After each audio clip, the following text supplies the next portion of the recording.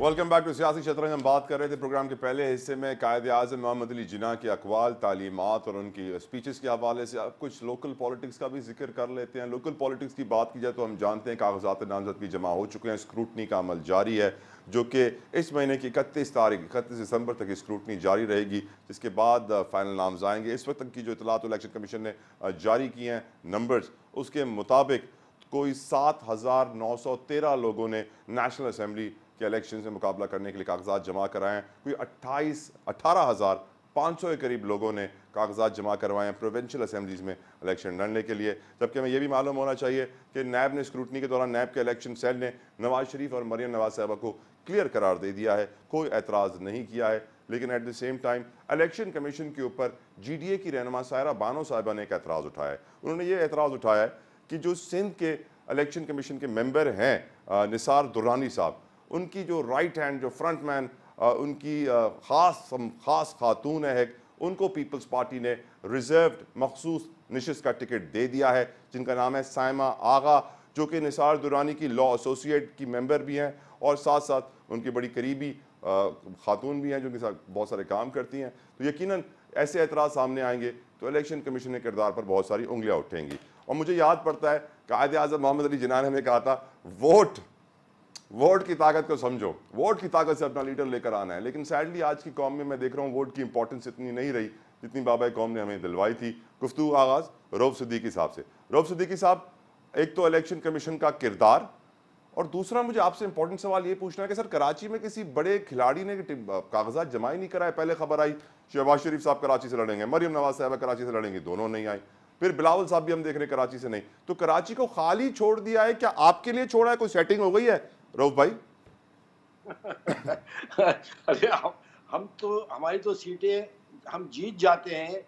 यहाँ के ये वो बदनसीब शहरी इलाका है सिंध का कि जहाँ की हक नुमाइंदगी खैरात में, ज़कात में और ज़बरदस्ती छीन छान के पूरे मुल्क में तकसीम किया जाता है। वो छीन छान की आप बात कर रहे हैं, मुझे खाले याद आ रही है सर जी। वो छीन छानने की बात पे खाले याद आ रही है सर। हाँ, तो बिल्कुल यही समझिए कि यहाँ के तकरीबन 75 लाख वोटर और आवाम ही को छीन छान के मरदमशुमारी में इधर उधर कर दिया था, जिसमें से अब जाके बड़ी हमारी जद्दोजहद के बाद आए। लेकिन बात यह थी कि मेरे ख्याल में नॉमिनेशन फॉर्म तो शहबाज शरीफ साहब ने लिए हैं यहाँ के, जो मेरे इल्म में आया है। लेकिन अभी तो किसी का नहीं पता, अभी तो स्क्रूटनी का अमल है, उसके बाद फिर पार्टी टिकट जमा होंगे और उसमें आखिर में 31 के बाद ही पता चलेगा कि कौन कौन इस शहर में इलेक्शन लड़ेगा। लेकिन बहरहाल हम तो इलेक्शन लड़ रहे हैं। MKM न सिर्फ कराची में, हैदराबाद, नवाबशाह, सक्कर, पूरे पाकिस्तान से को छोड़िए, इलाक़ा गैर में भी और कबायली इलाक़ों में भी नॉमिनेशन में जमा किए हैं, पंजाब में भी और बलूचिस्तान में भी। MKM तमाम जगह से, गिलगित बल्तिस्तान, हर जगह से अपने कागजात नामजदगी जमा करा रहे हैं। हम पूरे फुल फ्लैश तरीके से इस इलेक्शन में शरीक होंगे और हमारी ये दुआ है कि इलेक्शन कमीशन एक आज़ाद इलेक्शन कराने में और इंसाफ पर मबनी सर ये दुआ कबूल नहीं हुई तो? मेरे ख्याल में दुआ तो कबूल होनी चाहिए। अगर नहीं होगी तो इसके जो जिम्मेदार हैं वो फिर तारीख की और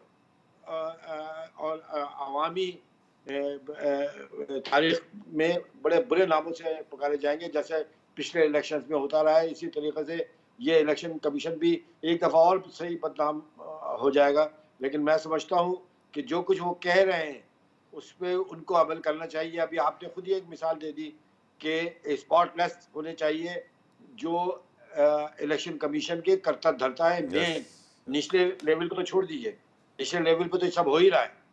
बिल्कुल सही कह रहे हैं सर, बिल्कुल सही कह रहे हैं सर। मैं उज़मा कारदार साहिबा पे इसका ओपिनियन जानना चाहूँगा। उज़मा साहिबा, आई एम श्योर आप भी सायरा बानो साहिबा को जानती हैं, वो हमेशा सच का और हक का साथ देती हैं, दबाव कभी किसी का लेती नहीं, प्रेशर कभी लेती नहीं। और उन्होंने आज वीडियो पैगाम पे ट्विटर पर, एक्स पर जारी किया वीडियो पैगाम, जिसमें कहा है कि सिंध के रुकन अपने खास लोगों को टिकटें दिलवा रहे हैं। PTI से उनको टिकट मिल गई है रिजर्व सीट की, और अब उनकी सेटिंग भी बन जाएगी आगे चल के पीपल्स पार्टी के साथ, और निसार दुरानी साहब का नाम भी ले लिया है। ऐसे में इलेक्शन कमीशन का किरदार तो कंप्लीटली मशकूक हो जाता है। उज़मा कारदार साहिबा, नहीं, मेरे ख्याल में आप सही राय में ये बात नहीं समझ रहे हैं। इसमें इलेक्शन कमीशन का क्या दोष है?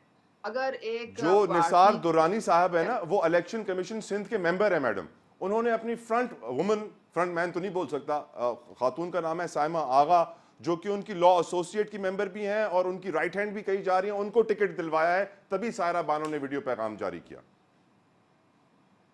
देखिए ये तो मामला जो है, अगर ये समझते हैं कि ये गलत है या अगेंस्ट रूल्स है, तो ठीक है, आप अदालत जा सकते हैं, आप इसको चैलेंज कर सकते हैं। अभी तो स्क्रूटनी होनी है सारे पेपर्स की, और आप समझते हैं कि आपके कोई दमखम है आपके कंप्लेंट में या आपकी शिकायत में, तो फिर आप उसके अजाले के लिए आप बिल्कुल इसको चैलेंज कर सकते हैं। अभी तो बड़ा टाइम पड़ा है इसमें, तो चलें। मेरे ख्याल में कोई अचंभे की बात नहीं है ये। अभी तो स्क्रूटनी 31 तक होनी है। Yes. इनको चाहिए सायरा बानो को कि जाएं और इसको चैलेंज कर दें। मैं आपको एक बात प्लीज मैं बताना भूल गई थी, जो कि मैं अगर आपको नहीं बताऊंगी तो मेरे रात को नींद नहीं आएगी। देखिए, कायद-ए-आज़म का जो पाकिस्तान है ना, वो न्यूक्लियर पावर है, और यही बात है जो किसी को भाती नहीं है। पाकिस्तान कहीं नहीं उस्मा जा साहिबा, रहा। इस मैं न्यूक्लियर आपको पावर बताना के लिए चाह रही हूँ। फजलो रहमान, मौलाना फजलो रहमान JUIFA के सरबराह कहते हैं कि न्यूक्लियर पावर, एटम बम तो है हमारे पास, चलाने की ताकत नहीं है हमारे पास, सलाहियत भी नहीं है। ये फजलो रहमान साहब कहते हैं, मैं नहीं कह रहा। आप तो फजलुर रहमान साहब को बोलें कि जो चाहरी में धमाका हुआ था और जो न्यूक्लियर हमने एक्सपेरिमेंट की थी, वो भी पाकिस्तान ने की थी, जिससे इंडिया का मुंह बंद हो गया था। $5 अरब नवाज शरीफ साहब को अमेरिका ने ऑफर किए थे कि आप ये धमाका ना करें। तो हम लोग दुनिया को प्रूफ कर चुके हैं कि हम न्यूक्लियर पावर हैं। आप फिक्र ना करें, और वाहिद मुस्लिम स्टेट है जो न्यूक्लियर पावर है। ये कोई छोटी मोटी बात नहीं है। राइट, बिल्कुल सही कहा आपने। बैरिस्टर आमिर हसन साहब, आपसे सवाल पूछना चाहूंगा, क्योंकि आपकी पार्टी का भी जिक्र सायरा बानो साहब ने कर दिया है कि आपकी पार्टी ने उस खातून साइमा आगा को टिकट दिया है, जो कि फ्रंट वुमन है इलेक्शन कमीशन सिंध की मेंबर निसार दुरानी साहब की, और आपकी पार्टी की कोई सेटिंग हो गई इलेक्शन कमीशन ऑफ पाकिस्तान से? सर, आपने बताया ही नहीं। देखिए, मैं समझता हूँ कि किसी एक मेंबर के कहने के ऊपर अगर उनकी अपने, जाहिर है वो भी मखसूस नशिस्त पे आती हैं, तो अगर किसी के साथ कोई कंपटीशन हो तो फिर यहाँ पे हर मुखालिफ अपने मुखालिफ के ऊपर इल्ज़ाम लगाता है। और मैं समझता हूँ जितनी भी नॉमिनेशंस इलेक्शन कमीशन के ऊपर हुई हैं, हमारी बड़ी रिजर्वेशन है इलेक्शन कमीशन के ऊपर, लेकिन बहरहाल यही वो इदारा है जिसने इलेक्शंस करवाने हैं। तो मैं अगर एक एक फर्द के ऊपर चलते रहेंगे तो ना कभी इलेक्शन कमीशन कंप्लीट हो सकता है, ना कभी इलेक्शन हो सकते हैं, और ना कभी फिर ये माना जाएगा कि इलेक्शन कौन करवाएगा। तो इसलिए एक एक फर्द के ऊपर मैं नहीं लेता। ये महज अपने अपने प्रेशर टैक्टिक्स भी होती हैं बहुत से जमातों के। और बहरहाल सायरा बानो साहबा मुअज़्ज़ज़ हैं, मोहतरम हैं, लेकिन वो एक फर्द है, और यहाँ पे एक फर्द की बात के ऊपर सारी बात नहीं है। उनकी तो जमात भी शायद उनके मौक़िफ़ की इतनी, वो अपनी जमात से ज़रा बढ़ के ऊपर कई दफ़ा मौक़िफ़ से भी बढ़ के करती हैं, अच्छी बात करती हैं, करती होंगी। लेकिन बहरहाल मैं कभी भी नहीं समझता कोई एक फर्द अपनी जमात से बड़ा होता है, या एक फर्द अपनी रियासत से बड़ा होता है, या एक फर्द के कहने के ऊपर पूरे आईनी इदारे गलत हो सकते हैं। तो मैं इस चीज़ को नहीं समझता। दूसरी बात जो भी की गई, वो मैं भी उस पर ज़रूर कहना चाहूँगा कि ये पाकिस्तान जो एटमी ताकत बना है, ये तब बना है जब हम पे जंग मुसल्लत हुई और हम अपने बड़ा हिस्सा ना बचा सके। तो शहीद जुल्फ़िकार अली भुट्टो ने 17 दिसंबर 1971 को इक़्तिदार संभाला, और जनवरी में जुल्फ़िकार अली भुट्टो ने एटमी प्रोग्राम की बुनियाद रखी, और ये पाकिस्तान, और उसके कितने वक्त के बाद उनको फांसी दे दी गई सर? इसीलिए दुनिया इस्लाम का पहला एटमी मुल्क है, और ये इसकी कीमतें होती है। मैं यही तो कहता हूँ कि कोई स्विच ऑन करे तो क्रेडिट लेने लगता है, स्विच ऑन करने वाले को कोई कुछ नहीं कहता। असल में दुश्मनी उससे होती है जो बुनियाद रखता है, जो उसके लिए साइंटिस्ट को लेके आता है, जो प्रोग्राम शुरू करवाता है, जो पूरी इस्लामी दुनिया को इकट्ठा करके एटमी प्रोग्राम के ऊपर इत्तफाक करा के उसे ये पैगाम देता है कि ये इस्लामी मुमलिकत, जो पूरी इस्लामी उम्मा है, ये उसकी ताकत होगा। और देखिए, अगर किसी ने कहा है कि एटम बम हम चला नहीं सकते, एटम बम कभी चलाने के लिए नहीं होते, ये दिखाने के लिए होते हैं और किसी को समझाने के लिए होते हैं, या उर्दू का लफ्ज़ पंजाबी का हो तो या यरकाने के लिए होते हैं। और इसीलिए हमारा दुश्मन आज तक यरका हुआ है कि उसने हम पे उसके बाद जंग मुसल्लत नहीं की है। यही एटमी प्रोग्राम का मकसद था। अदरवाइज अगर एटम बम चलाने लगे तो फिर नागासाकी और हिरोशिमा वाला, और उसमें फिर आलमी ताकतों का भी मुंह काला होता है। तो ये इसीलिए था कि आपसे 5 गुना बड़ा दुश्मन दोबारा आपके ऊपर हमला आवर ना हो और आपको तोड़ ना सके, तो ये इसीलिए था। और मैं समझता हूँ कि ये एटमी ताकत तो हम हो गए, अब हमें सियासी ताकत बनना है, अवामी ताकत बनना है। उसके लिए हमें आइन के ऊपर अमल दरामद करना है, मुनसिफाना इंतखाबात करवाने हैं, अवाम का इक़्तिदार रख के आत्मीयत अवाम को देना है। कभी अल्लाह करे ऐसी असेंबली भी बने जिसके अंदर मजदूरों के नुमाइंदे हों, किसानों के नुमाइंदे हों, दरमियाने तबके के नुमाइंदे हों, जितनी जितनी आबादी है उतने उतने नुमाइंदे हों। ये नहीं कि गरीब अवाम की नुमाइंदगी अशराफिया करे। ये ना हो कि फिर मुल्क में ऐसा वक्त आ जाए कि बड़ा भाई वजीर आजम, छोटा भाई वजीर आजम, बाप वजीर आजम, बेटा वजीर आजम नीचे, या बाप वजीर आजम या बेटी वजीर आजम बनने के ख्वाब, वजीर आला बनने के ख्वाब देखे। मैं समझता हूँ कि पाकिस्तान के अंदर अवाम को उनके हकूक देने चाहिए, आइन के ऊपर अमल दरामद होना चाहिए, हकीकी जमहूरियत होनी चाहिए, जिसका मकसद सिर्फ और सिर्फ ये हो कि पाकिस्तान के अवाम को उनके हकूक मिले, रियासत के तरजीह आम आदमी हो, और पाकिस्तान के अंदर अब ये सरमाया लोगों के ऊपर इन्वेस्ट हो, अशराफिया के ऊपर ना हो।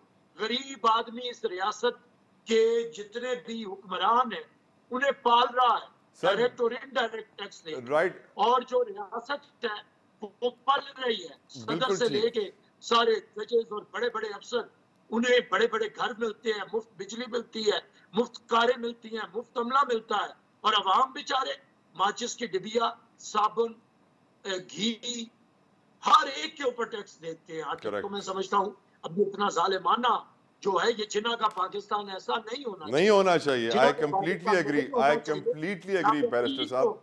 काश वो दिन है। और आज तो बिलावल भुट्टो साहब ने बड़ी बड़ी स्टेटमेंट्स दी हैं, 17 वजारतें बंद करने की, 1500 अरब रुपए की सब्सिडी बंद करके मजदूरों को देने की। उस पर भी आपसे बैरिस्टर साहब सवाल पूछूंगा, लेकिन कराची स्टूडियो में मोहम्मद अली शेख साहब मेरे साथ मौजूद हैं। शेख साहब, आप हिस्टोरियन भी हैं, एजुकेशनिस्ट भी हैं।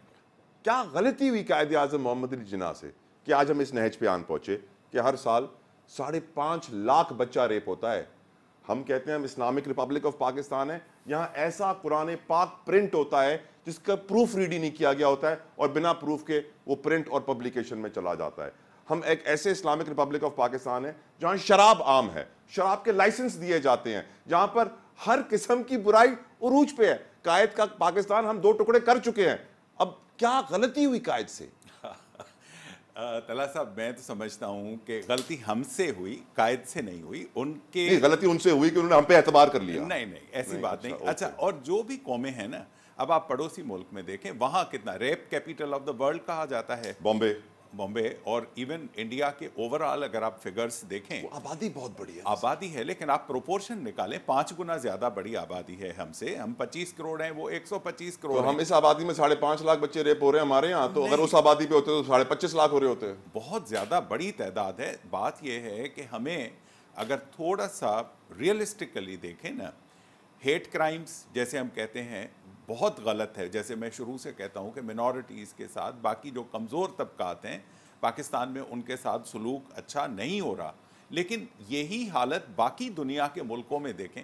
अमेरिका में गन वायलेंस से कितने लोग फौत हो जाते हैं, इंडिया में कितने जाते हैं। ये चीज़ें, वो इस्लामिक नहीं है ना, हम तो मुसलमान थे ना। नहीं, मुसलमान, आप पड़ोसी मुसलमान मुल्कों को देखें, आपका मिडिल ईस्ट सारा है। बांग्लादेश तरक्की कर रहा है सर इस वक्त। सर, बांग्लादेश अपनी जगह पर, लेकिन बांग्लादेश भी पाकिस्तान का ही हिस्सा रहा है, था एक ज़माने में, लेकिन आज भी उसने इंडिया को ज्वाइन नहीं किया। आप जो फरमा रहे थे ना, देखें बुनियादी जो आइडिया था पाकिस्तान का, अगर आप अल्लामा इकबाल का चले जाते हैं इलाहाबाद में, वहाँ बंगाल का जिक्र नहीं है। बेसिक जो आइडिया था पाकिस्तान का, वो मौजूदा पाकिस्तान का था, अल्लामा इकबाल का ख्वाब। चौधरी रहमत अली ने जो नाम दिया था कि जिसमें पी फॉर पंजाब था, ए for Afghania, K for Kashmir, S for Sindh and तान फॉर बलूचिस्तान, वो भी इसी खत्ते के लिए था। पॉलिटिकल कंपल्शन, ये तान फॉर बलूचिस्तान में समझ गया कि क्या क्यों रखा गया था, ये आपने तो समझा दिया हमें। तो उसमें ये था कि वो हम बहुत सारी चीज़ें, जिन्ना साहब भी इंसान थे, उनसे भी गलतियां हुई, इसमें मैं नहीं कहता। मसलन बंगाली लैंग्वेज के हवाले से उन्होंने जो स्टेटमेंट दी, मैं समझता हूँ कि अगर उर्दू के साथ बंगाली भी होती, पंजाबी भी होती, सिंधी भी होती, कोई हर्ज नहीं था। लेकिन बात यह है कि he was also human being. Overall अगर आप देखते हैं तो आज इस खित्ते में जितनी भी हम पोजीशन में हैं, मैं बात हो रही थी इवन पॉलिटिकल सिस्टम की, तो बेनज़ीर साहबा की बायोग्राफी मैंने तैयार जी आपने बताया, उनसे काफ़ी तफसील से मेरी बात होती थी। वो भी जो बैरिस्टर साहब कह रहे थे ना, उनका अभी बल्कि इंटरव्यू जाहिद हुसैन जो उन्होंने लिखा है face to face with Benazir, उसमें वो इंटरव्यू उन्होंने नैरेट किया है। उन्होंने कहा कि ये जो पॉलिटिकल सिस्टम है पाकिस्तान में जिसमें गरीब नहीं आ सकता, वो मुझे रिफॉर्म करना मैं चाहती हूँ। उनके साथ भी ज्यादतियाँ हुई, लेकिन हमें इसी मुल्क को बेहतर करना है ना। हम अगर बैठ के सिर्फ ये सोचेंगे कि ये गलतियाँ हुई, अब इसकी वजह से हम बददिल हो जाएं, ना उम्मीद हो जाएं, वो हमें नहीं पर बदले तो सही, बदले शेख साहब। I agreed with you 100%। PTI वाली तब्दीली ना हो, पर तब्दीली हो तो सही। ऑब्जेक्टिव हमारा ये है। न्यूक्लियर के हवाले से जैसे उस्मा साहबा ने बात की, देखें 1947 से 1971 तक 24 साल के अरसे में 3 जंगें पाकिस्तान और इंडिया की हुई ना, सारी जीती हमने, 3 हारे या जीते, 3 के बावजूद सारी जीती, 3 जंगें हमने लड़ी। उसके बाद अब आप जब न्यूक्लियर पावर बने हैं, उसको 50 साल हो गए। उन 50 सालों में आपकी जंग नहीं हो रही, डिटरेंस है। ओके, ये डिटरेंस है जो मैं समझता हूं कि ये बहुत पाकिस्तान की बड़ी कामयाबी है टू सरवाइव। ये इतना होस्टाइल वर्ल्ड है और उस होस्टाइल खित्ते में आप मौजूद हैं, आप अभी तक जिंदा हैं, यही बड़ी बात है। सियासी शतरंज में खुसूसी गुफ्तगू जारी रहेगी। यहां वक्त हुआ एक ब्रेक का, आप कहीं मत जाएगा, स्टे ट्यून्ड।